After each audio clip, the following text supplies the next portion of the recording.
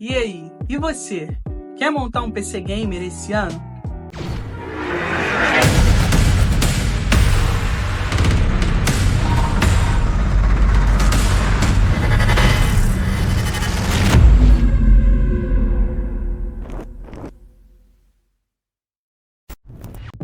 Então, a gente pode começar a falar sobre processador.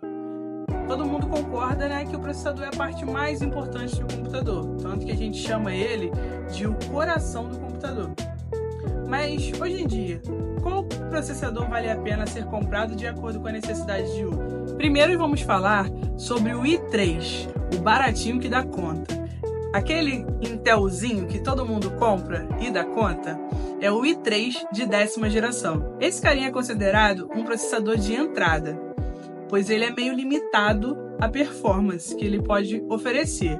Porém, é um processador de entrada que pode caber no seu bolso. Agora, se você quer mesmo iniciar nos games, o Ryzen 5 5600, esse processador da AMD consegue reproduzir a maioria dos games de hoje, sem necessitar de um custo adicional de uma placa de vídeo, já que ele traz consigo uma placa de vídeo integrada, o que favorece muito tendo em vista o valor das placas de vídeo hoje em dia. E pensando em uso intermediário, ele mesmo, o i5 de 13ª geração.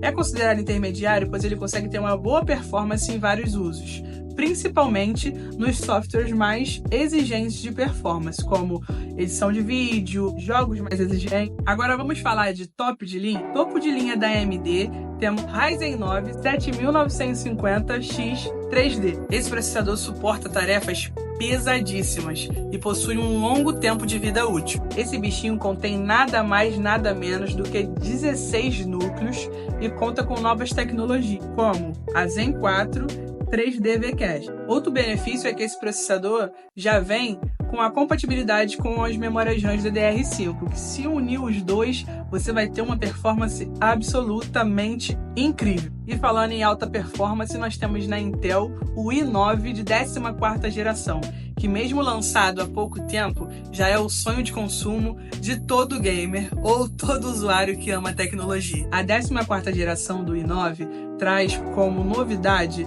a otimização de processos através da inteligência artificial e uma performance muito maior em tarefas árduas, rodando tudo sempre em um nível elevadíssimo. Ela também possui 24 núcleos e vídeo integrado, o que dá conta de jogos mais populares em níveis altíssimos de processamento. Agora, e placa de vídeo?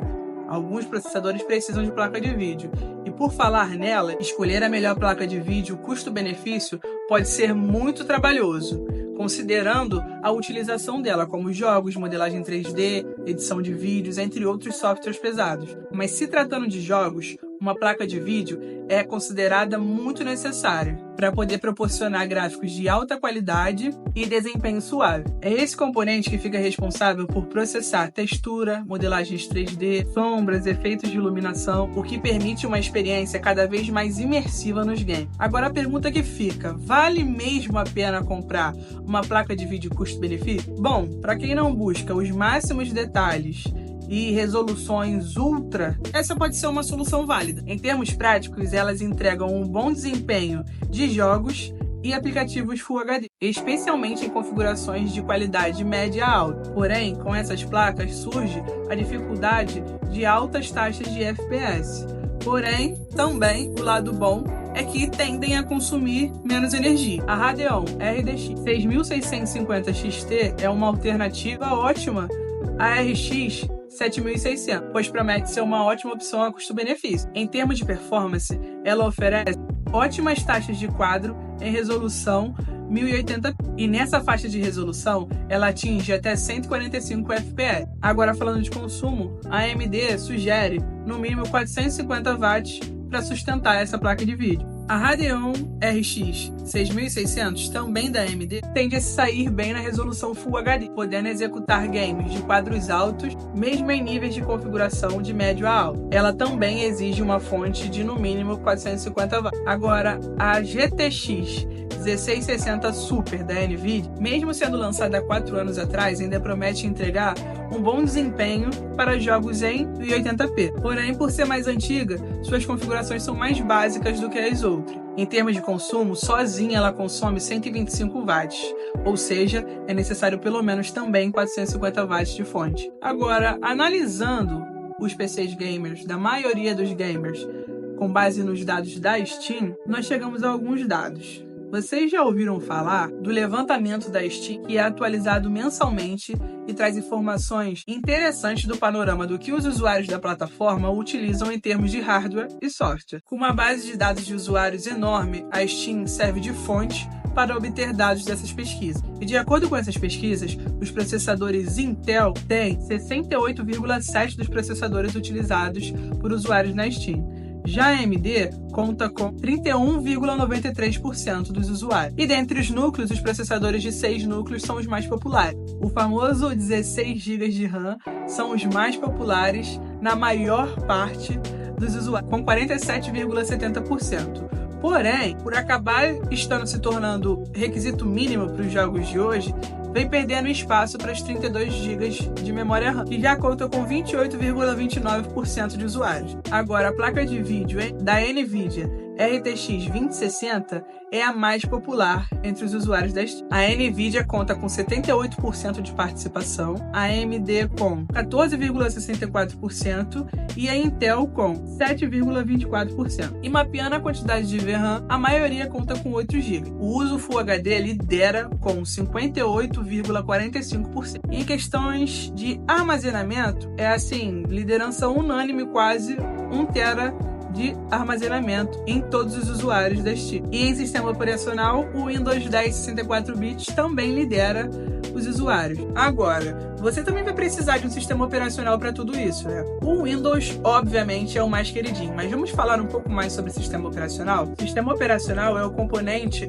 mais importante de cada máquina, porque é através dessa interface que cada pessoa vai executar programas e tarefas diárias. Em resumo, o sistema operacional ele é um grande software encarregado de gerenciar todos os recursos de um computador. Se não fosse por ele, a gente ainda teria que executar todas as nossas tarefas por linha de código. O Chrome OS é um sistema operacional desenvolvido pela Google em 2009 e conta apenas com 2,27% dos usuários. Ele foi desenvolvido com foco em notebooks de baixo desempenho, com hardware mais limitado, principalmente os Chromebooks. A maioria dele roda em nuvem e é integrada com os outros produtos do Google. E vale lembrar também que o Chrome OS é um sistema baseado em Linux. E por falar em Linux, a rede dos Pinguim possui uma plataforma de código aberto, o que faz com que se torne uma alternativa para os sistemas operacionais pagos como o Windows. As distribuições Linux chamam a atenção pelas várias opções de personalização, porque na prática realmente existe um Linux para cada tipo de necessidade. É um sistema operacional flexível, confiável e majoritariamente usado em servidores e banco de dados. Mas mesmo assim ele conta só com 4,5% dos usuários. O macOS é um sistema operacional desenvolvido para somente computadores da Apple. Ele conta com 14,68% dos usuários e foi inteiramente projetado para aproveitar todos os recursos e toda a arquitetura dos computadores da gigante de Cupertino. E por isso não pode ser instalado em outro PC que não seja da Apple. Mesmo assim, é uma opção recorrente muito utilizada para editores, tanto de vídeos quanto de imagem. O Windows já é praticamente um sinônimo de sistema operacional e faz jus ao seu reinado. Mesmo sendo uma opção paga, o Windows é reconhecido pela facilidade de uso, personalização e alta compatibilidade com jogos de PC e outros aplicativos. Mas que fique claro, o Windows ele só é líder quando a gente fala de computadores. Se nós formos buscar o líder de todos os sistemas operacionais, é claro, óbvio que vai estar à frente o Android. E por falar em Windows, você sabia que o Windows 10 vai acabar? Em 2005, assim que o Windows 10 foi lançado, a Microsoft avisou que seria o último Windows a ser lançado.